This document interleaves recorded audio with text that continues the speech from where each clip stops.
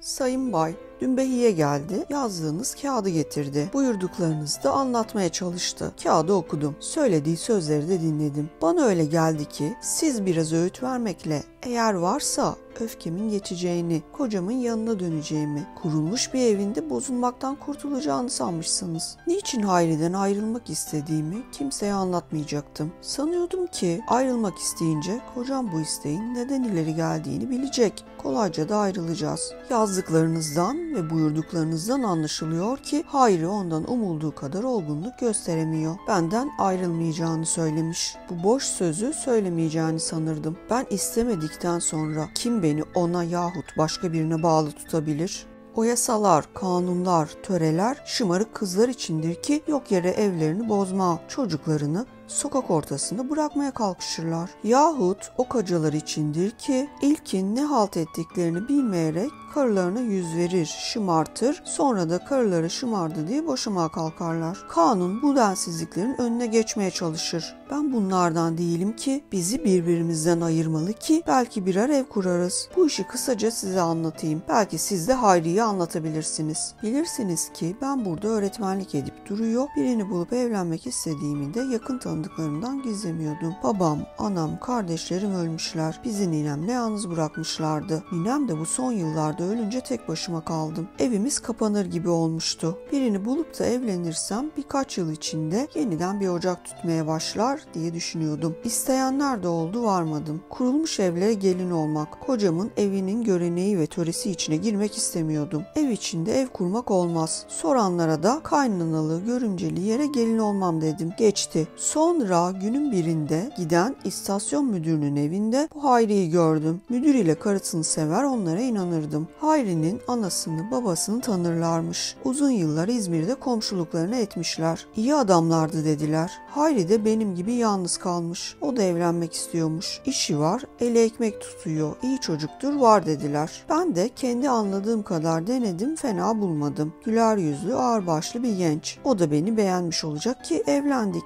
Bu yeni evi kurmak için önümde tuttuğum örnek anamın, babamın kurmuş, içinde bizleri yetiştirmiş oldukları evde. Bu evde başlangıcından bitimine kadar dirlik düzenlik hiç bozulmamıştır. Bu evde yetişen adamlar şaşkın yahut haylaz olmadılar. Hepsi yüreklerinde ana, baba, kardeş, yurt, ulus saygısı taşıyan kimseler oldular. Sırası gelince kendi paylarına düşen can borcunu da ödediler. Yiğitçe öldüler. Bu ev ancak geçinecek kadar kazanabilen bir araba yapıcısının eviydi ama ekmeklerini alınlarının teriyle kazanan, yalan dolan bilmeyen, yürekleri doğru, gönülleri geniş insanlar yetiştiriyordu. Ben öğretmen olduğum, birçok çocuğu bir arada gördüğüm için baba ocağı içinde alınan sıkı bir terbiyenin değerini belki başkalarından biraz da çok bilirim. Bildiğim için de bu yeni evi açarken ona göre hazırlandım. Bizim evimizde babam evin büyüğüydü. Hayri de bu evin büyüğü olacak. Anam babamı nasıl saydıysa ben de kocamı öyle sayacağım. Ben o kadınlardan değilim ki evin büyüğü ben olacağım diye tutturup türlü akılsızlıklarla ağzımın tadını kaçırayım. Her eve bir baş ister. O başta erkek olur.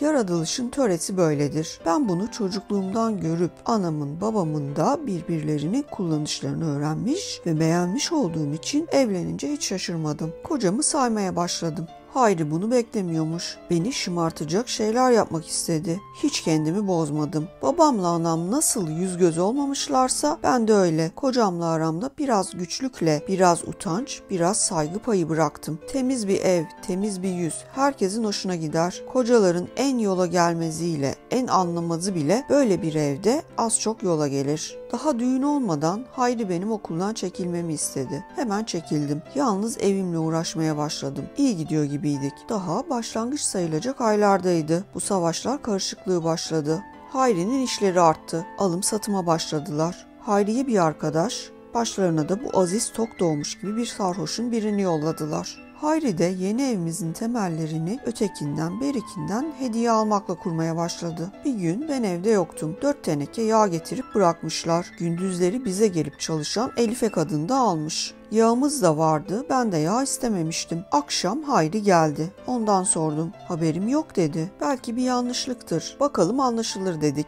2 gün sonra da anlaşıldı. Yanlış değilmiş. Bu yağları bize Salih Arapoğlu hediye yollamış. Bunu öğrenince canım sıkıldı. Biliyorsunuz ki bu Salih Arapoğlu tefecilikten, çalıp çırpmaktan para yapmış. Uğursuz heriflerden biridir. Şimdi de müteahhitlik ediyormuş. Bize ne diye yağ yollar?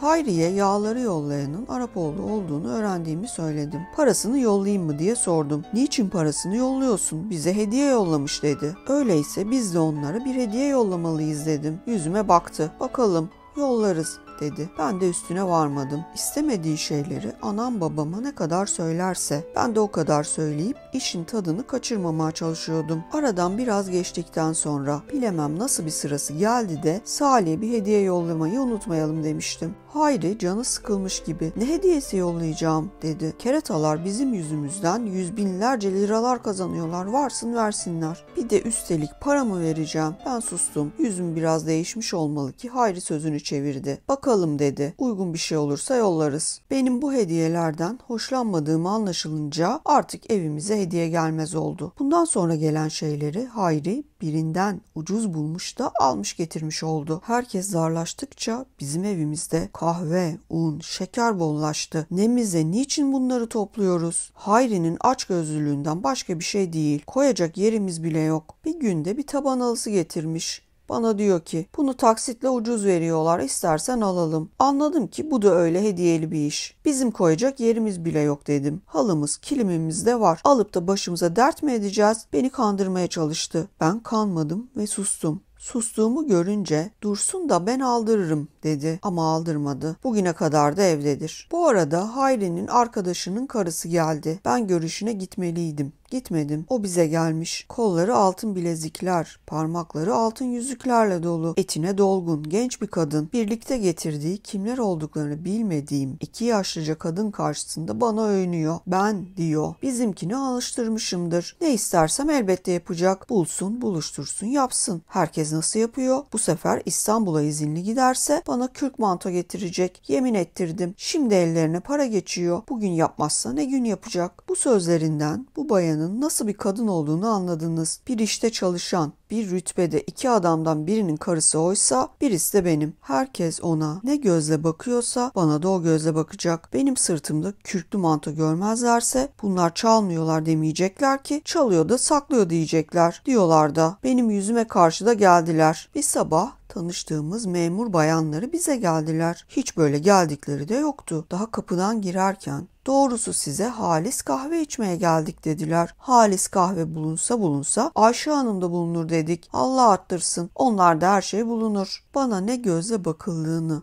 bu kadınların ağzından açıkça işitince evimden, kocamdan, her şeyden, hepsinden soğudum. Kadınların karşılarında da kızardım. Söyledikleri doğru. Aşağıda belki 10 okka kahve var. İçmiyorum. Hayriye de içilmiyorum ama var. Tuhafı bu ki Hayriye içilmiyorum da o da sormuyor. Kahvemiz yok mu? Niçin bana nohut içiriyorsun? Demiyor. Bizim yerlilerimizden olup da tanıyanlar belki söylemezler ama bu yabancılar arkamızdan söylemedik söz bırakmıyorlar. Bu misafir kadınlara ne demeli diye düşündüm. Çok iyi etmişsiniz dedim.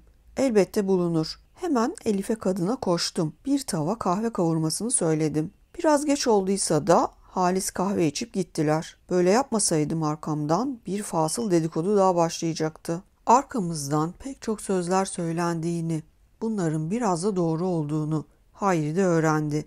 Ve ilkin korktu, sıkıldıysa da biraz sonra alıştı mı ne oldu bilmem, gene eski kayıtsızlığını takındı. Bir saman işinden 300-400 lira aldı. Getirdi, bir çantaya koyup kilitledi. Benden sakladı. Gökçaylı kasap İsmail ile ortak oldu. Bunu bizim eve getirdi. Yemek yedirdi. Gizli konuştular. Daha bunun gibi bir takım işler içinde dönüp para toplamaya koyuldu. Kocam bana karşı iyi davranıyor. Benim de şık kadınlar gibi giyinip kuşanmamı, boyanmamı istiyordu. Ben boya kullanmam ama giyinişimi de çoklarına değişmem. Kocamın bunu anlamadığı ve bu işten çakmadığı anlaşıldı. Hayri'nin attığı temeller üzerine ancak bir sonradan görme, türedi evi kurulabilirdi. Artık iyice anlamaya başladım ki bu adamla benim istediğim ev kurulmaz. Ne yapmalı diye düşündüm. Babam böyle yolsuz bir adam olsaydı anam ne yapardı diye kendi kendime sordum. Belki katlanır otururdu. Ben de katlanıp oturabilecek miyim? Günlerce bunu düşündüm. Katlanamayacağım. Böyle bir adamın karısı olmak bana ağırdı. Bundan başka yarın bunu tutarlar, içeri tıkabilirler. Bu karanlık işlerin hesabını sorarlar. O kötü günde artık bundan ayrılamam da. İyisi mi yol yakınken herkes kendi evine dönmeli. Kurulmuş bir evi bozmamak için ben Hayri ile açıkça konuşup ona şart koşabilirdim. Koşmadım. Şunun için ki ona inanım kalmadı. Benim diyeceğim sözleri o anlamazdı. Çok çalışıp az kazanmak, alın teriyle ekmek yemek, bununla övünmek ona masal gelir. 22 ay birlikte yaşadık. Karılık kocalık ettik. O beni hiç anlamadı. Ben onu pek güzel anladım. Son günlerde bile istiyordu ki beni giydirsin, kuşatsın. Arkadaşından işitmiş olacak, bana kürk manto almaya kalkışıyordu. Bu yazdıklarımdan anlayacaksınız ki karı koca bizim aramızda çok ayrılık var. Bu ayrılığı Hayri'ye anlatabilirseniz umarım ki o da çocukça inatlar etmez. Bu işte böylece bitmiş olur. Vekilliğimi alarak bu işte bana yardım etmenizi yeniden diler, saygılarımı sunarım. Beğenmeyi ve abone olmayı unutmayın.